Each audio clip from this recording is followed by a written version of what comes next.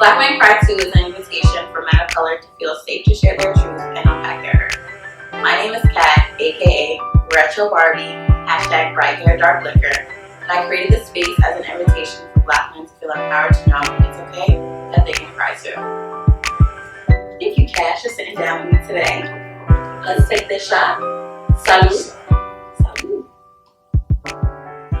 So let's kick it off. What defines manhood to you? Well, first off, I want to say society has messed up the whole manhood thing for us. Okay. Because it's like a lot of expectations come from that alone once you hit manhood. So for me, I would say at this point, me about to be 29 and all that, manhood is strictly just accountability and following up with the things you say you're going to do. A lot of other things that society placed on it, as like men don't cry and things like that. Like, there's a lot of bullshit that goes into it. So at this point, it's just really being firm on your own too, and really just keeping up with the words that you say and being a man of your word or a person of your word. Period. So when you talk about society, do you believe that society put pressure on manhood, specifically when it comes to being a Black man in society? Yes, there's a lot of pressure, but I believe the pressure comes from people or the world not even understanding the Black man to begin with, because we started from a place where we were shackled and we were confined to learning certain things, whether it be only religion, and it was mostly only religion. They weren't giving us any educational type of things or whatever. So it starts from back then, and then it's like now we have this pressure of really being successful in a world where we're built to not be successful, or we're trained to not be successful. Not built, we're built to win. We're like almost they put a mask on our face, on top of us, to where we think we're less than, where we're really the superior. I hope nobody takes that in an offensive way, but it is what it is. And do you think those pressures and those expectations translate into this toxic masculinity? Yeah, for sure, because like you grow up and your father might tell you it's okay to have multiple girlfriends, or is if you fall down, shake it off. You know what I mean, just walk away, don't cry. Just those things from when you're younger. You grow up and you go into high school and you're like, okay, well, in order to be the man or in order to be cool, I gotta deal with this amount of women, or I gotta have sex with this amount of women. So it's a lot going on. It's a lot. What difference would it be with a group of guy friends talking about these type of things or society problems versus like women do it all the time? They get together, they get wine, they watch little movies, and they talk about their feelings. Mm-hmm. Men don't typically do that. Right. Why do you think there's a disconnect between the two?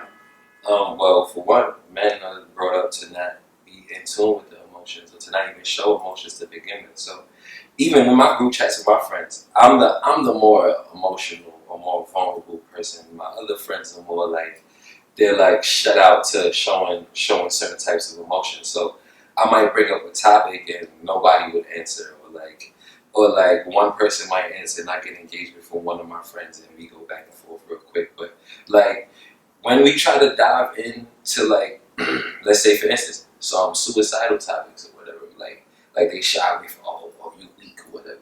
They might say little things like that. So but I think women are more in tune with emotions, and it goes back to how we were as kids, how we were shown certain things. Women, they give them the baby with the little toy carriage and all that. Oh, take care of this baby. You got the Barbie house, the car and all that. Have a nice house with the baby and all that. The guy, you got the army figures with the guns and all that. Or you might be playing video games where you shoot them up, bang bang, not too much emotion. So the women's conversation are emotion driven. At least I think so. To oppose where the guys' conversation is more like a pride and ego thing, where it's like, we see who's, part of my language, whose dick swings lower. You feel me? That's really all it is. And if you show too much emotion, it's like, okay, well, you're a little less of a man than I am because I could go through that and not show any emotion.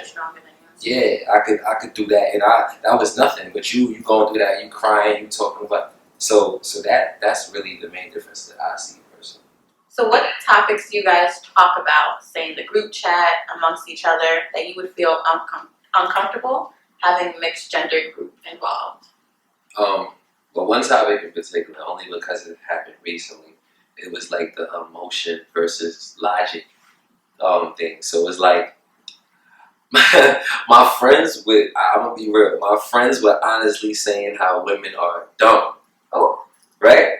You gotta step outside. No, not in like all right. Because we lead with emotion over logic. Yes, in a sense where it was, if it's something happening with you and I, and like, let's say you had an issue with me being out too late or something like that, like dumb in that sense, not in any other way. So the conversation was basically stating how guys run off of logic and women run off emotion, how people always say. But I think that it could get a little offensive if women were involved because like they would take it not in the wrong way, but wouldn't see it how we are explaining it. I think, and then the guy in our conversation, it seemed easy. We all understood each other. We all understood what we were saying. But if we was to throw one woman in there, it would go completely left. Do you believe it would go left because a woman would be challenging you guys to communicate more effectively to explain your point? Yes, that's part of it, but then also the difference of opinion and the difference of, because I always say that men and women are wired different.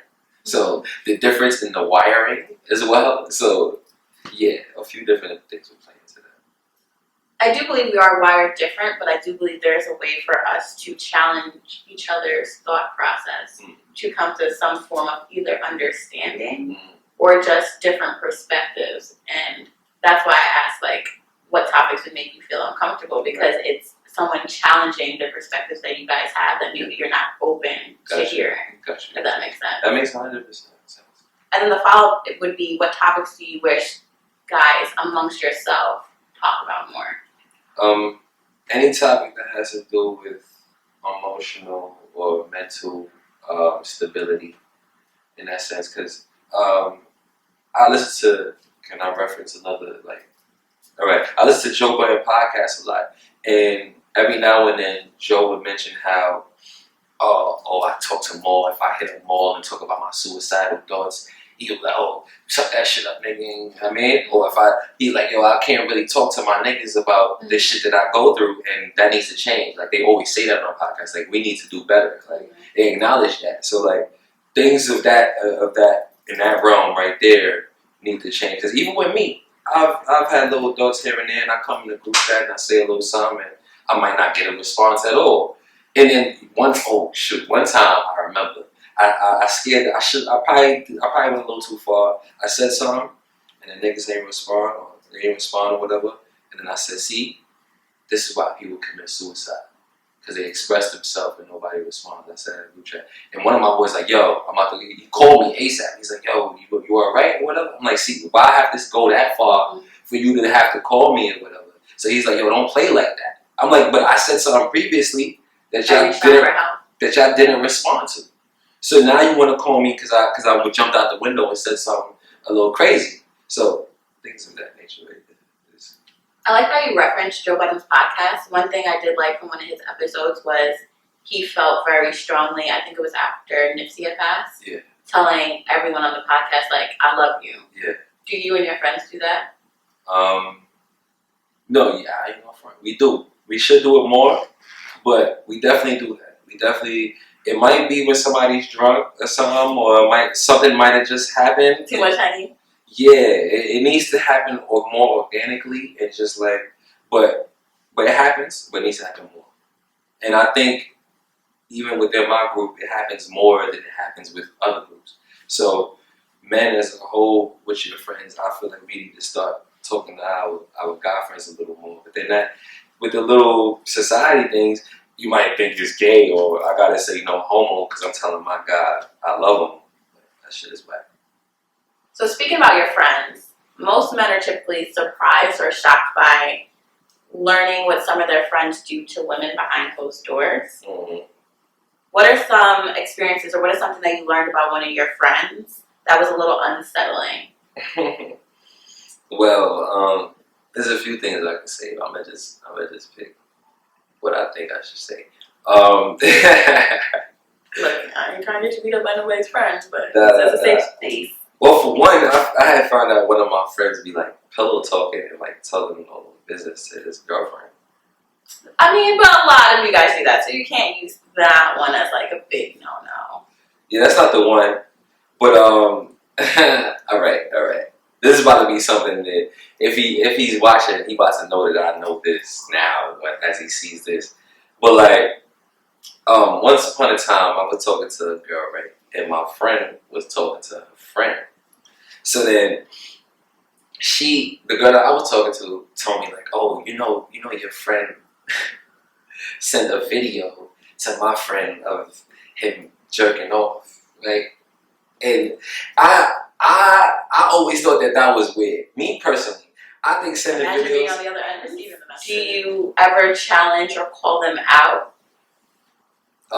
With that, I haven't called them out. Doesn't have to be that specifically. Like if other things you found out. Oh yeah, me, I'm the type of person I don't like to be around somebody if there's unsaid things there. You feel me? We gotta hash that out before we continue whatever the relationship is, that we have is. So I definitely call you out, and I definitely have called my friends out. I'm that guy, and I feel like we all should be that guy with our friends because people need to know when they messing up, when they going a little left. You feel me? So definitely, I'm calling you out. Or Holding you accountable. yeah. So what are some healthy practices that men can adapt when it comes to calling out their friends?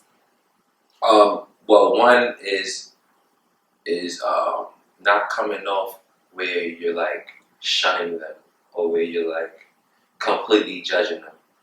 It's like it's cliche, but we've been hearing it's not what you say, it's how you say it. But I literally live by that, and me being an artist, I'm a wordsmith, and I watch my words very carefully. And when you tell me something, I watch your words very carefully. So that's very big for me. So since we are talking more about manhood, let's take it back to childhood. What experiences from your childhood do you recognize has impacted you as an adult?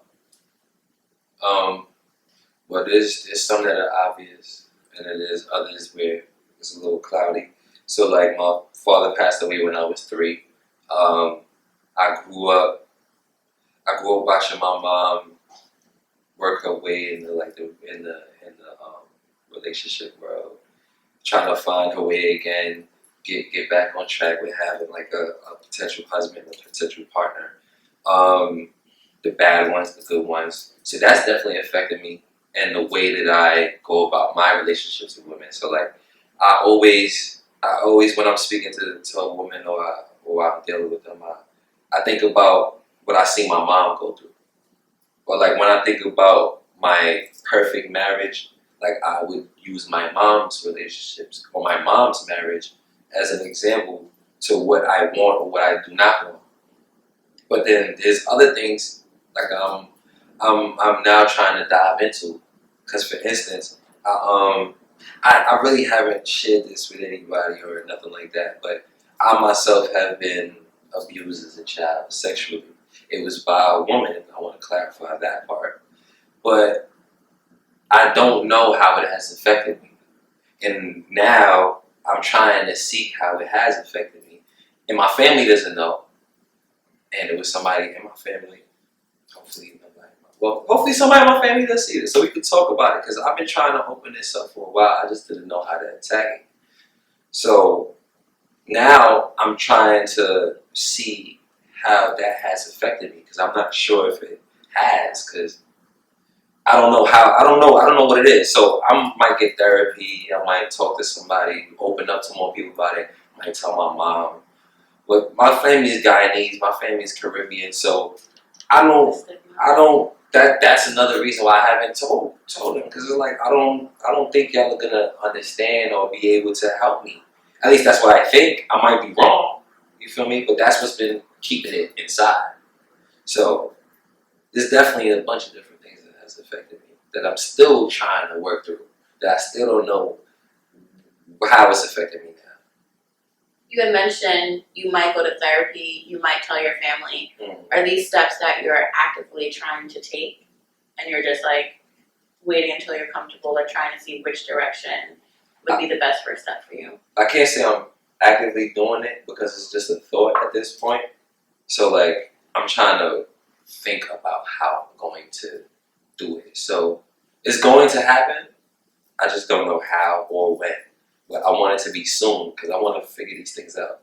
Because it could open up some things that might be better for my living in the future. So I definitely want to attack that.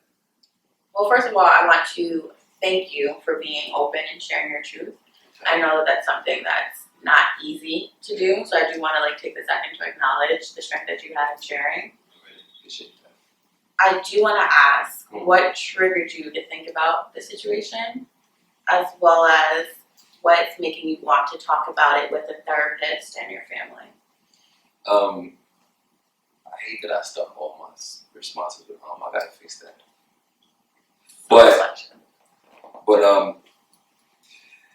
a lot of women, all right, me, I have a lot of women friends. I want to say female, but apparently female isn't a good term these days. But anyways, I have women friends, a lot of them too, more than men, and we have like a safe space. I think I make people more comfortable with being open than a lot of other people do. So I hear a lot of stories, and I hear a lot of things, women being abused and by their family and stuff. And specifically recently, like a lot of women be coming to me telling me these things, and it's just like, wow, like I feel like almost everyone has this type of experiences, and 8 times out of 10, it's with your family at the same time. It's not even like it's a random person. It's somebody that you're supposed to trust, that you thought that loves you and all of this. So just seeing that, I was just like, wow. So this is more common. I knew it was common. I'm not naive like that. I knew it was common, but I didn't know it was this close to me as it really was. So I started to realize it was super close to me, and I started to realize it's an issue within our community or the human community, period. You feel me? So like that within itself, and then me seeing how it affects other people, the people that I know, because I people watch all the time. I not just random people, but like the people that I know. Like I study you. Observing. Yeah, I study you down to the T. I study your triggers. See this might affect this from 10 years ago affects you now in 2019. So like I could literally see how the trauma from back then would affect some of them now. But I reflect to what happened with me, and I think about it, and I can't identify how it affects me now because I don't see anything that came from it besides maybe the fact that I might over sexualize sometimes. I might over sexualize women when I see them a lot of times and only think of them in a sexual way. So that could be part of it. That was the only thing that I came up with. Like, okay, at times I can be super. I might hit you up and just like be straight to the point, and which isn't right. But I can see that might be where it comes from, but I don't know for sure. But just to answer your question, just seeing that it's so common and it's so close to me, it's like, all right, I gotta see what's going on within me and see if and how it's affecting me. When did you make that correlation? Like maybe me over sexualizing women is tied back to this. Like, how old were you? When did it hit? This is recent. My birthday's coming up. I'm about to be. They told me stop disclosing my age. I'm in my 20s, and my birthday's coming up. So it's like I thought of this probably like a year or two ago. So I didn't know. Like I said, I keep saying I didn't know how it affected me, whatever. But this literally came to me, so it's like, okay, I can see how it was affecting all of you. So I thought that it has to be affecting me. I'm like, yo, it has to be. So that's what it was, for real, for real. Like, I can see how it identifies with y'all, but I don't see it within myself. So I got to figure it out within myself. So abuse across the board is a lot to endure. Yeah. And you're speaking a lot more on the physical abuse that you've endured. Mm-hmm. Have you seen that, or are there other experiences that may have trickled into emotional abuse or mental abuse that you're able to now recognize and reflect in your life? I have. All right. I want to word this correctly. There's no right or wrong. It's your truth. I just don't want anybody to feel a way about me talking about this situation. So there's somebody that's close to me that when they were younger, they were abused sexually and all of that. I think it was a trigger moment where they lashed out, and it was in a way where we were all confused. So it's like, where is this coming from? But me knowing the person that you are and the things that you went through, I look back. I'm like, oh shoot, it's coming from this. I'm sorry it's so vague, but I really don't want to expose too much of what this is. You know, it's a behavioral switch. Yeah. So it's like that situation caused you to act like that in a whole different situation. It's like, wow, you need help. You need to see somebody because it's trickling into a bunch of other things that is kind of unnecessary, because you didn't fix another aspect of an issue that you've been going through over here. So now you're projecting over here in this instance. So I just see other people that think, because I don't only learn from personal experiences, I learn from watching other people. Yes. So I seen that happen. I'm like, wow, that was pretty crazy, and that just jumped a bunch of different things. So yeah, seeing situations firsthand really played a big part into me seeing how the emotional and mental really are one and the same almost. Honestly. So you had mentioned like you were able to notice that someone may need help. Yeah. When it comes back to you personally, how easy is it or difficult is it for you to express your feelings or recognize that I need help? You had mentioned in the group chat, you said something and then you didn't get a response. Yeah. So how easy or how difficult is it for you to express your feelings or reach out to somebody? For me, it's super easy for me to express myself.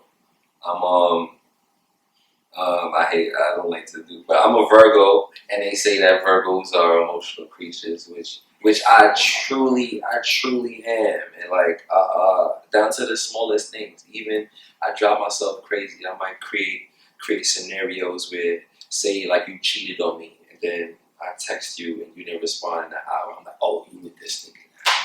And you might have been sleeping the whole time. And shit like you might for real. And I gotta, now these days, I don't even I tell myself like, you're wild, you're bugging out. You about to create a whole other situation over some bullshit.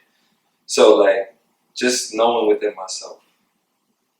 So it's easy for you to catch yourself. It is easy. It is these days. It's easy because I came to know myself, and a lot of issues come from people not knowing themselves. Because before you deal with somebody else, you got to know yourself. Because you're not gonna be able to work your way in those rooms or work your way with these people if you're not one with yourself. But then, how easy is it for you to express your feelings to someone else? You said how easy is it? Or difficult? It's super easy because like I said, I know myself at this point, and I know who to talk to. I'm in not an empath. I'm a light worker, which I hope I don't lose anybody in me saying that. But I tend to. You want to explain what that is? Okay, cool. So an empath is someone who tends to feel other people's emotions and feel what other people are feeling. And a light worker is kind of like an empath, but they don't necessarily feel what everybody else is feeling. They more so want to heal what these people are feeling and don't feel it for themselves, but they are here for a mission and here to heal other people. So I once thought I was an empath, but now I know that I'm a light worker. I just see you gave me too much white Henny, and I'm losing. It's okay. You can take a second to get yourself. Nah, but yeah, Light path and tying it back to who you can express to, you know, the people you can reach out to. boom. So yeah, I completely, Got your back. I completely know who I can speak to, like I said. But at the same time, I'm also cool with expressing myself with strangers and all of that, because you can't harm me if I know what's within me. So like I really can share with anybody, honestly. Do you think that's what led you down the path of becoming an artist and a musician? No, it's not what led me down the path of being an artist and musician, but it is what led me down the path of being a philanthropist and being in the community, which came after me being an artist and me realizing why I'm an artist, because artists spread a message. And like I said, the light work is here for a message, here for a purpose. So me being an artist then led me to realizing I have this healing power, and I have these attributes where I can speak to people and make them feel a little better. So that made me realize who I am and what I am here for. Not the artist, but the artist was the first step of it. Then getting into the community and all that. So how do you recognize and deal with mental illness and mental health when you see those signs in your friends? Not gonna hold you. My closest friends, I'm still trying to figure it out. My closest friends will be about four guys that we in a group chat with. And I'm still trying to figure out how to break that barrier of the communication with us with those certain topics, to be honest. Thank you, Dash, so much for sitting down with me and being open and honest and sharing your truth. No doubt. Thank you for having me. I appreciate it. Of course. Leave us with some lasting words. I don't need anybody. I'm gonna do this on my own. Blah blah blah. That's a lot of people's attitude, especially Black people. And I know where it comes from, but my message that I want to leave people with is that everybody needs somebody. We all are here to like use each other, not use each other in a negative way either. There's a good way to use people. So use each other and be used. You feel me? So that's my message there. Like you need people to get to that next level. Use each other. Be one that wants to be used in a positive way. That's a dope last words. I appreciate that. No doubt. Now give us 3 songs that you listen to whenever you're in your feelings, no matter what those feelings are. 3 songs, my God. Ready. Frank Sinatra, My Way. I say that song, it's a little story behind it, because Frank Sinatra, that was his song. He retired and then came back. And his first song when he came back was My Way. And he was basically telling the world, because when he left, he thought that he was done. He came back, he put My Way out, and it was like, yo, I'm about to just do this how I want to do it. Y'all not about to tell me anything. That's how I feel like anybody should be. And he has the special, you go type it on YouTube, Frank Sinatra, My Way. That was the retirement back. And I would think that was his last performance. Next 2 songs. Beres Hammond, I Feel Good. That's my joint. Anytime I'm down, I play Beres Hammond. I feel good. I feel like I just lost my black card. I don't know that song. You don't know Beres Let's Hammond? I feel good.